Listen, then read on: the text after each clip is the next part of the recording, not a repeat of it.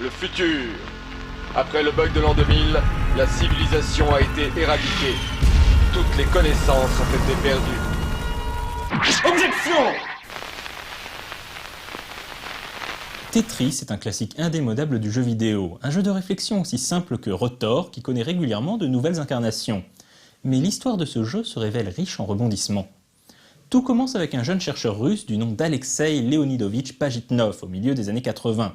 Pajitnov travaille au sein du département informatique de l'Académie russe des sciences à Moscou. Pajitnov développe un jeu construit autour du chiffre 4, tétra en grec.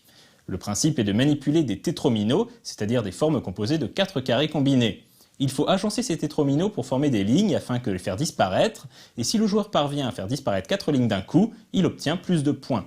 Cherchant un nom pour son jeu, Pajitnov a combiné le mot tétra avec son sport préféré, le tennis. Tetris est né.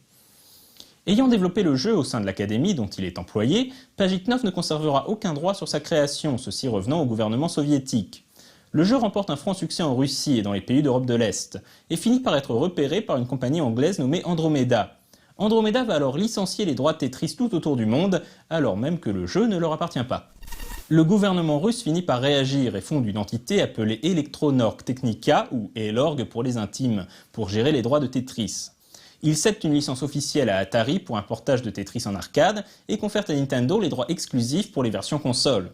Il faudra des années à Elorg pour reprendre le contrôle de la marque, mais le mal était fait. Beaucoup semblent penser que le concept de Tetris relève du domaine public, alors que ce n'est pas le cas. Quant à Alexei Pajitnov, il fait la connaissance du développeur néerlandais Henk Rogers, créateur de The Black Onyx, le premier RPG en langue japonaise. Henk lui conseille de venir s'installer aux États-Unis, ce que fera Pajitnov en 1991. En 1995, il rejoint Microsoft Games, pour lequel il travaillera jusqu'en 2005. Dans le même temps, il s'associe à Henk Rogers pour fonder The Tetris Company et rachète tous les droits sur Tetris à Elorg et au gouvernement russe. Il aura donc fallu 20 ans pour que Tetris redevienne la propriété de son créateur.